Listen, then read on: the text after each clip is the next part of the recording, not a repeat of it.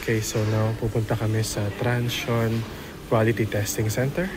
So dito tinetest yung performance and quality ng mga Tecno smartphones and other Transsion devices. So here, dust-proof test na sila.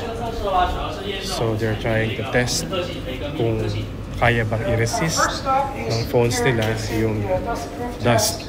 We will present to you the inside of the test machine. Oh, sige, silipin natin. Ito yung pang drop test nila. Okay, so anong gagawin? 首先，3A 滚筒的话，它主要是验证我们手机的一个耐摩擦性，还有我们的一个密封特性。So this 3-in-1 roller drop test machine is aimed to test the dust-free performance of the cell phone. 这是我们公司的Tecno 系列的他们系列的产品。 Galing ah.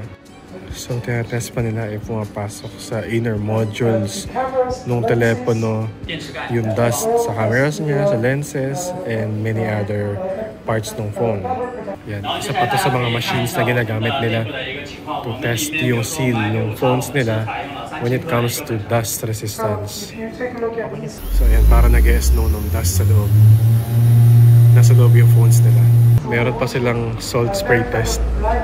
Kakaiba to ah. Usually, yung water resistance ng mga smartphone pang ano lang eh, pang fresh water lang eh. So malaking factor to if totoo to kasi yung ibang mga phones namamatay pag nabasa ng salt water. But here, yung mga phones nila may chance mag-survive. Ito, meron din silang laboratory for IPX7 and IPX8 waterproofing. So, yung ito, tinatest ito yung tightness and waterproofing of their products when sink to a depth of 1 meter for 30 minutes or more. Meron din sila ng IPX5 and IPX6. Ito yung mga machines na ginagamit nila to test yung water resistance ng kanilang mga products. So, kanina may dust. Tapos ito ngayon, meron tayong water resistance. So, pag pinagsama mo yan, meron ka ng IP68 rating, di ba? Up to IP68. From different angles. All angle yung spray. So, binabasa talaga, pinapaliguan yung phones to test kung effective pa yung water resistance nila. 340 degrees of spray from different directions on the product, on the cell phone. 我们每一代产品在实验室都能够经受住4个阶段的一个长时检验。 So every product in our product line will endure 4 stages of waterproof test. Ayun, pinaliguan talaga yung Camon 30. Malinis na yung phone paglabas dito. Galing. Ayan, nasa drop test area naman tayo. Pare, gimmick lang daw to eh. Napakita sa atin. Marketing, anong daw? Marketing lang daw. Di ba? Yung unang drop test eh. Ayan yung pangalawa. Medyo malakas yun na. Oo, malakas yun compared sa ibang mga drop test na nakita ko sa ibang factories. Ang dami ko ng factories na napuntahan.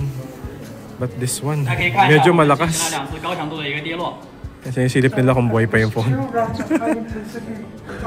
2 rounds na oh. Buti na video. Hindi nabasag. So matibay-tibay. Ito roller drop test naman. Ayun na. May mga telepono sa loob. So nababalibag-balibag yung mga phones niyan sa loob. Ayun na, test na kung buhay pa yung telepono. Ayan, hi. Dito kami sa drop test center ni Tecno. And ipapakita namin sa inyo kung ano yung mga dinadrop test nila. And ano yung mga methodologies nila. Guys, importante yung testing, di ba? Micro drop test. Ulit-ulit lang yun. Ilang libo kaya to, no?